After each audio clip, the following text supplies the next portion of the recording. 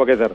மற்றொரு மிக முக்கியமானது என்னன்னா, இப்போ அதிமுக, இப்போ நீங்க சொன்ன மாதிரி அதிமுகவில் மிகப்பெரிய கட்சிகள் எதுவும் கூட்டணியில இல்லை இப்போதைக்கு. இதுவரை இணையில எஸ்டிபிஐ மற்றும் இந்த மனிதநேய ஜனநாயக கட்சி, அதற்கு பிறகு பார்த்தா புரட்சி பாரதம், இந்த 3 கட்சிகள் தான் இருக்கிறது. இது 3 கட்சிகளும் ஒரு மிகப்பெரிய கட்சிகள் என்று, வாக்கு வங்கி உள்ள கட்சிகள் என்று கூற இயலாது. இருந்த போதிலும் இந்த அதிமுகவில் உள்ள சிறுபான்மை மற்ற வாக்குகள் இப்போது இந்த பாஜக கூட்டணி முறிந்ததால் அது தக்க வைக்கப்படுமா அல்லது ஒரு மடைமாற்றம் எதுவும் நிகழுமா சார் இந்த தடவை இந்த தேர்தல்?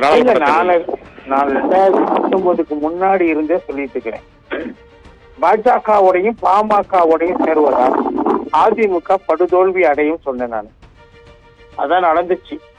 பாஜகவோட கூட்டணி சேர்ந்தீங்கன்னா தமிழ்நாட்டில் இருக்கக்கூடிய சிறுபான்மையினர் 14% பேரு மொத்தம் அப்படி திமுக வாக்கு எண்ணும் போது, என்றதுக்கு முதல் வாக்கு எண்ணும் போதே 14% பிளஸ்ல திமுக ஆரம்பிக்குது. அந்த 14% ஓவர் கம் பண்ணி அதுக்கு மேல அதிமுக வாக்குகளை வாங்குறதுங்கிறது பெரிய சிரமமான விஷயம் தான் நான் சொன்னேன். அதே மாதிரி பாமகவை சேர்ப்பதனால நிச்சயமா வட தமிழ்நாட்டில் இருக்கக்கூடிய பிரதான மாவட்டங்கள்ல 6-7 மாவட்டங்கள்ல தலித் வாக்குகள் உங்களுக்கு கிடைக்காது. ஏன்னா பாமக தலித்துகளுக்கு எதிராக பல்வேறு நடவடிக்கைகளை எடுத்துக்கிட்டே வந்திருக்கிறாங்க. வன்னியர்களுக்கும் தலித்துகளுக்கும் பல கிராமங்கள்ல ஒத்து போறதில்ல, கடும் போட்டி, சண்டை, சச்சரவு இருந்துட்டே இருக்குது. அவங்க தலித்துகளுடைய, அதாவது பட்டியலின மக்களுடைய உரிமைகளை மீறக்கூடிய அளவுக்கு சில போகக்கூடிய ஆதிக்க ஜாதிகள்ல வட தமிழ்நாட்டில்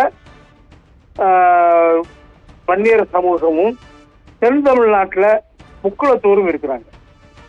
அதனால அவங்களுக்குள்ள கடும் போட்டி, பொறாமை, பொச்சரிப்புலாம் இருக்கிறதுனால நீங்க பாமகவோட ஜாதி கட்சியோட நீங்க போகும்போது அது நிச்சயமா அது உங்களுக்கு தலித் வாக்குகள் ட்ரெடிஷனலா பாரம்பரியமா அதிமுக கிடைத்து வந்த தலித் வாக்குகள்ல பெரிய சரிவு ஏற்படும் நான் சொன்னேன் 2019. ஆக்சுவலா 2021 தேர்தல் முடிவுல நடந்த எக்ஸிட் போல்ல என்ன ரிசல்ட் வந்துச்சுன்னா 82% தலித் வாக்குகள், அதாவது பட்டியலின வாக்குகள் திமுக பக்கம் போயிடுச்சு. அதிமுக செங்கல்பட்டு மாவட்டம், திருவள்ளூர் மாவட்டங்கள்ல எல்லாம், காஞ்சிபுரம் இந்த மாவட்டங்கள் எல்லாம், சென்னையினுடைய புறநகர் ஒட்டி இருக்கக்கூடிய மாவட்டங்கள்ல தலித் வாக்குகள் அதிமுகவுக்கு பெரும்பாலும் கிடைச்சிட்டு இருந்துச்சு. பெரிய செல்வாக்கு தலித் மக்களிடையே அதிமுகவுக்கு இருந்தது எம்ஜிஆர் காலத்துல இருந்து. அது பறி போயிடுச்சு.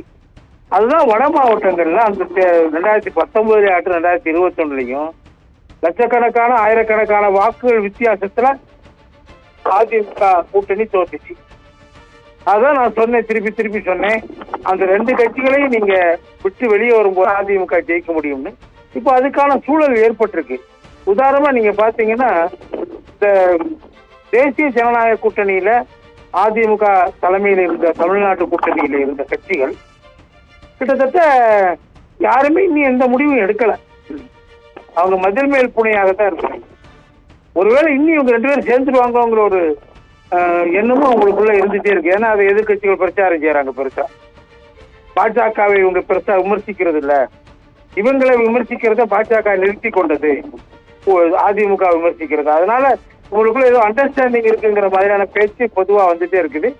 அதனால அந்த கூட்டணியில் இந்த கட்சிகள்லாம் இப்ப மதில் மேல் புனைகளாக உட்கார்ந்துட்டு இருக்காங்க. வெயிட் அண்ட் சீ என்ன நடக்குது பார்த்துக்கிட்டு கடைசியா முடிவு எடுப்போம்னு நினைக்கிறாங்க. என்ன பொறுத்தவரை அவங்களுக்கு முன்னாடி இந்த சாய்ஸ் 2 தான். ஒன்னு அவங்க அதிமுகவோட போகணும், இல்லாட்டி பாஜகவோட போகணும். பாஜகவோட போனா அவங்களுக்கு 2 சாய்ஸ் தான் இருக்குது.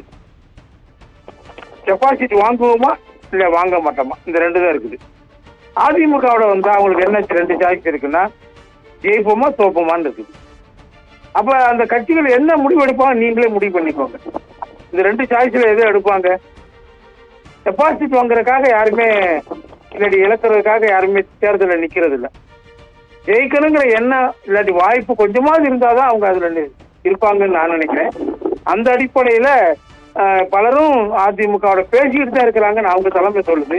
நாங்க இன்னும் கூட சொல்றாங்க, நமக்கு அந்த கூட்டணியில யாரு சேருவான்னு நமக்கு தெரியல, நம்மளால ஊகிக்கவே முடியல. யாருமே சேர்ந்தா நீங்க சொன்ன மாதிரி 2 கட்சிகளை தவிர 2-3 கட்சிகளை தவிர யாரும் அங்கே இல்லை. ஆனா அவங்க என்ன சொல்றாங்க, நாங்க மெகா கூட்டணி அமைப்போடு திரும்ப எடப்பாடி அவர்களும் இன்னும் பலரும் சொல்லிட்டே இருக்கிறாங்க. அதுல என்ன இருக்கு, அது வாய்ப்பு இருக்கான்னு நமக்கு தெரியுது. ஆனா அவங்க நாங்க பேசிட்டு இருக்கோம்னு சொல்றாங்க.